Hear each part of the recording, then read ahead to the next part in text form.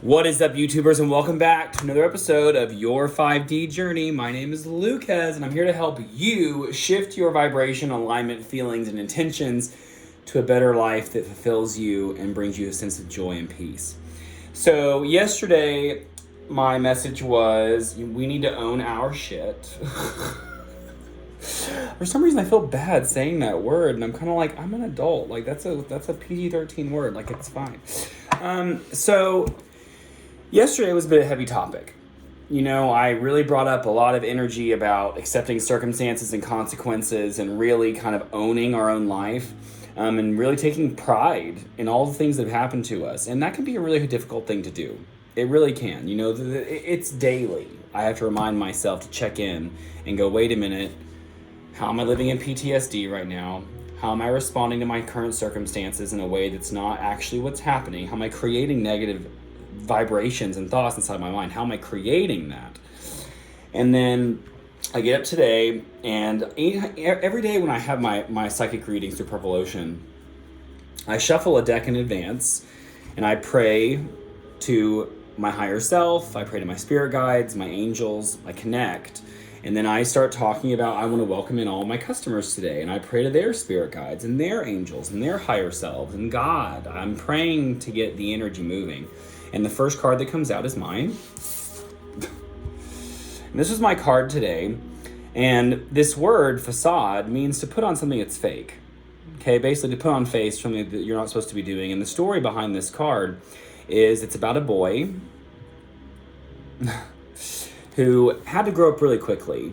His father passed away, and he was forced into a life of responsibility very early on. And I felt very connected to this card. My dad didn't die, but I've always felt like I've had this huge responsibility because I came from a single parent family, and it wasn't anything anyone asked me to do. My mother didn't have to ask me to take care of things. I naturally wanted to do good. I wanted to get good grades. I wanted to do things around the house. I wanted to take care of my little sisters. I was the oldest child, and I wanted to do those things.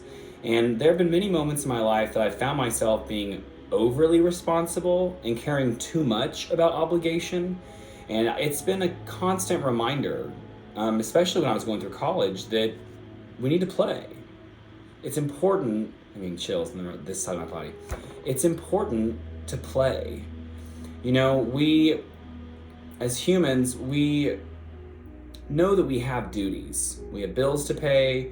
We have people to take care of. We have our own body self-care. And at some point, we can get really overwhelmed with the taking care of things. And I've been saying this for years, and I'm still, even though I know this is the truth, I'm still working on it, of being more open to the possibility that everything can be play.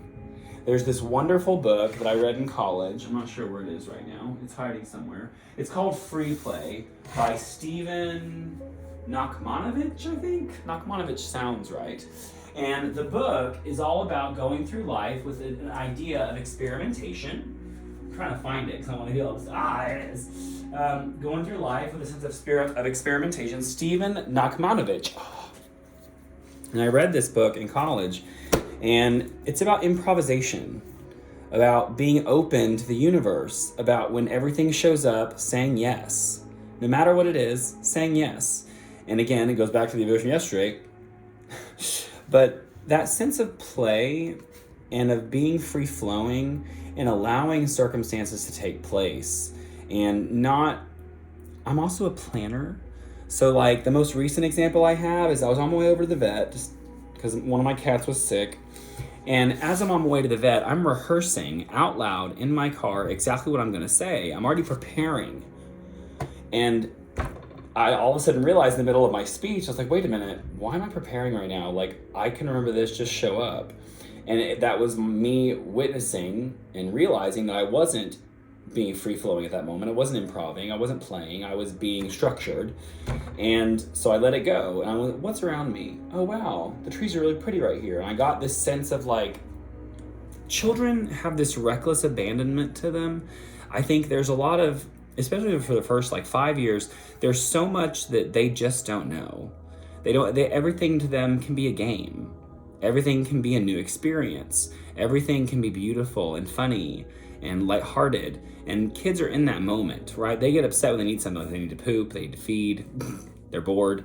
But in general, unless they're traumatized by their parents and other surrounding circumstances, they're free-flowing. They're playing at all times.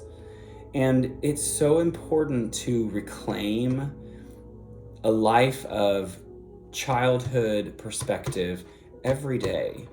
And it's when I step into that free play moment that energy flows into us from people, from environments, and feeling secure and safe enough to play. I think that like I said, we have obligations, we have tests to take, we have things to learn. And our society is constantly pressuring us, right, to do well, to succeed, which is good. While at the same time, sometimes that pressure gets so deep into us that we forget that it's supposed to be fun to learn. It's supposed to be fun to fail. And that's it's like when kids make up games. The game starts as one thing, and within like half an hour, it's become something totally else because they're flowing through it. And it's so important to play. All right, let's read something from this. We can spend a lifetime searching him out and blaming everyone and everything around us for the frustrations of our blocked creative voice. But under such circumstances, it can become an unbearable burden to say anything at all. We become tied up in knots of paradox, looking for the entity that is blocking us up. It is like looking for fire with a lighted match. The judging specter. That's so funny, because just now when I was talking about the kids and making up games, a kid showed up in my mind, in my visualization, of the kid who's freaking out because you're changing the rules. Usually the oldest kid. Because we judge. We're taught to judge. We are taught to condemn. We are taught to compartmentalize. We are taught to separate ourselves from others, their success, our success, their feelings, our feelings. But in the end, they're all flowing together. In the multiverse, in this multidimensional reality that we live in with other people and other beings, we have to learn to flow. Grandma's awake. I feel weird making these conversations. She's listening because she doesn't see things the way I do. That's one thing we're like very much different apart. Is like I'm super hooey, as she says, and she's a much more structured, earthly bound woman, which is honestly really helping me get grounded. So thanks for that. I want to read one more thing. What page, guys? This one. The work. Each art has its own moves. Music has always served as relief and medicine from the pressures of life. Through the body, brain, and personally to descend again, down the nerves and muscles of the arms, hands, right through the instrument. The future, past, present become the informational impulse that we move through. I actually kind of paraphrased that because I was reading the highlighted parts, and all of a sudden I realized that this highlighted part wasn't a complete thought, so I read the half thought and went back to the other thought. Anyway, that's your message. That's your task today. How can you play? With yourself? Don't be dirty. With others? How can you make mundane tasks fun? It's a lot easier than you think it is. So, all right, best of luck to you. Best of luck to me. Best of luck to all of us. Because anytime I give these messages, they're for everybody, including me.